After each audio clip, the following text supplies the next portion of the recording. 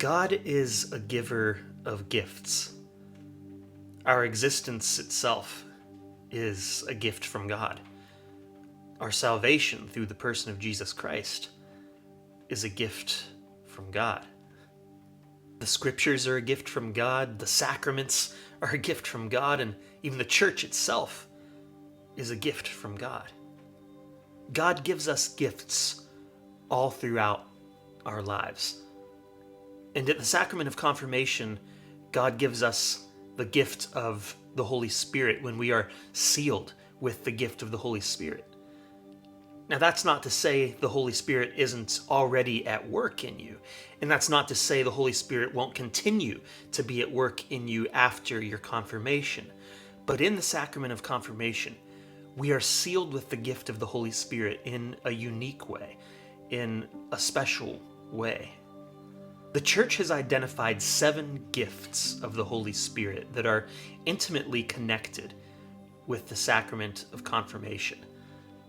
There are all sorts of gifts that the Holy Spirit gives us, and this list of 7 isn't comprehensive. But these 7 are incredibly important gifts that the Holy Spirit gives us at our confirmation and continues to instill in us throughout the course of our lives. These 7 gifts are wisdom, knowledge, counsel, fortitude, understanding, piety, and fear of the Lord. So what do these actually mean, and what difference do they make in our actual lives? I mean, are they just these fancy things we talk about at confirmation and then forget about the day after we're confirmed? Well, hopefully not. Hopefully these are gifts of the Holy Spirit that we continue to encounter throughout our entire lives. So let's look at the first one. What is the gift of wisdom? Well, wisdom allows us to put things in their proper order. And what that means is, through wisdom, we prioritize the things of God. We can see what is truly important in life. Through wisdom, we learn to love God for who God is, and we learn not to love the things that God has created more than the Creator. We put things in their proper order by loving God above all and loving our neighbors as ourselves, and loving the things God has given us because they are gifts from God, and never placing them above God or above the good of our neighbor. The second gift of the Holy Spirit is understanding. So how is understanding different from wisdom? Well, wisdom shows us the things we should be going after. It shows us the proper order of things that we should be trying to discover the truths about who God is and who we are in relationship to God. Understanding is the gift that allows us to grasp, at least in our fallen human way, what these truths actually mean. So if wisdom brings us to the door of Catholic teaching and tells us, yes, this is the door you want to go through, then understanding allows us to grasp what those teachings really mean once that door has been opened. So wisdom leads us to the truth, and understanding helps us to grasp what that truth actually means. The third gift of the Holy Spirit is counsel, which is different from what you might think of as counseling, just offering good advice or something like that.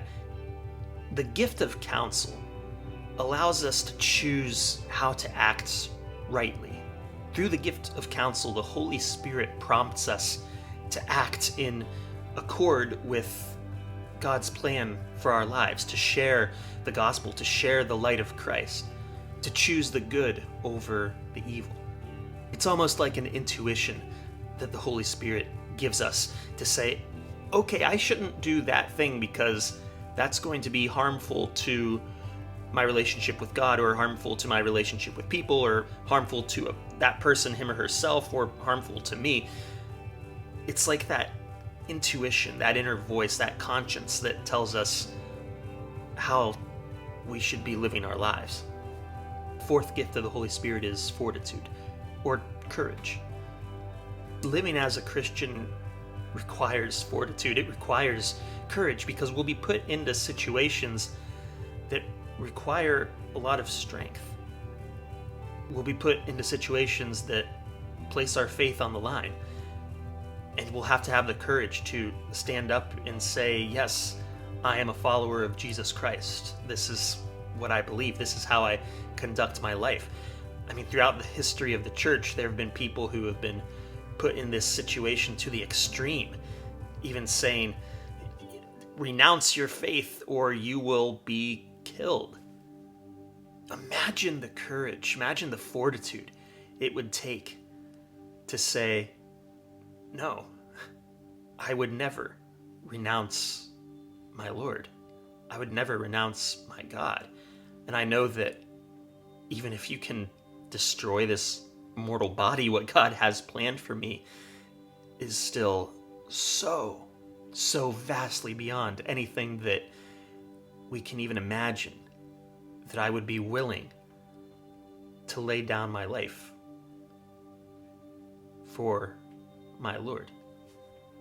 Of course, we're not all called to be martyrs, to literally lay down our lives for our faith, but our faith requires fortitude and courage in just small, everyday actions.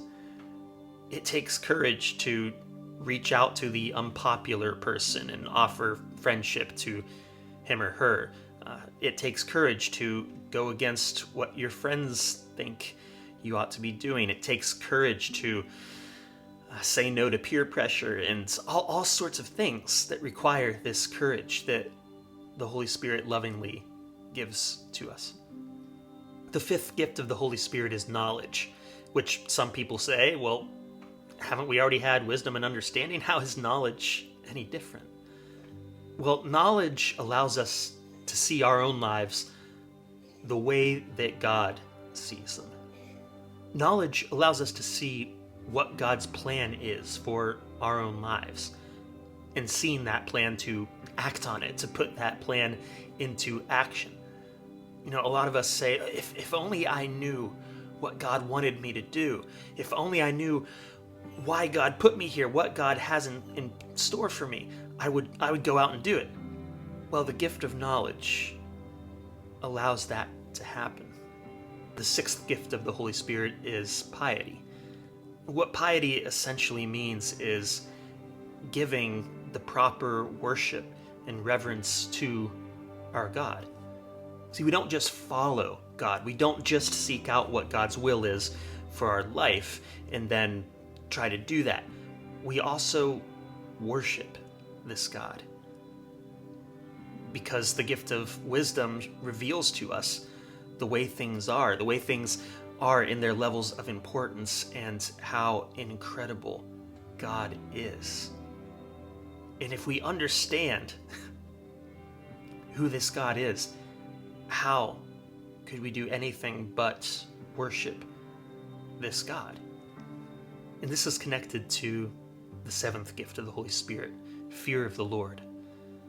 Fear of the Lord does not mean that we are afraid of God.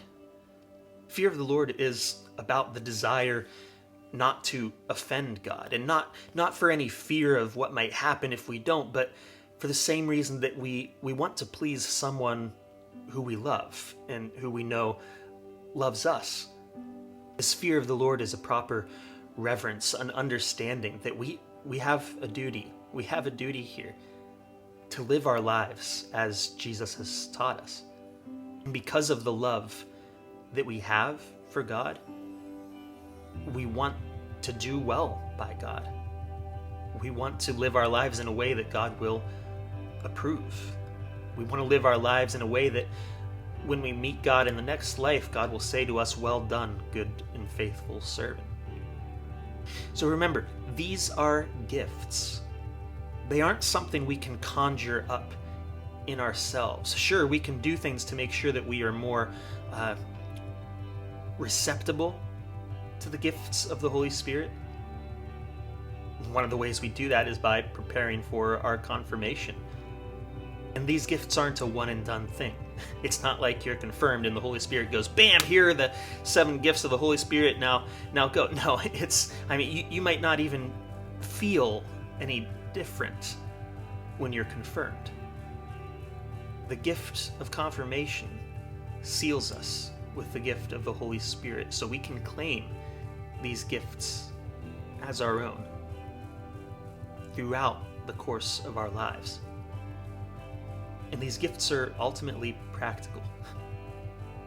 They're about helping us live the lives that God has called us to live, because God wouldn't call us to live life a certain way and then not give us any help along the way. These gifts are already at work in you. They'll be at work in you in a very powerful way in your confirmation. And they'll continue to be at work in you until the end of this life. Now please read the material below and answer the reflection questions. Have a great week.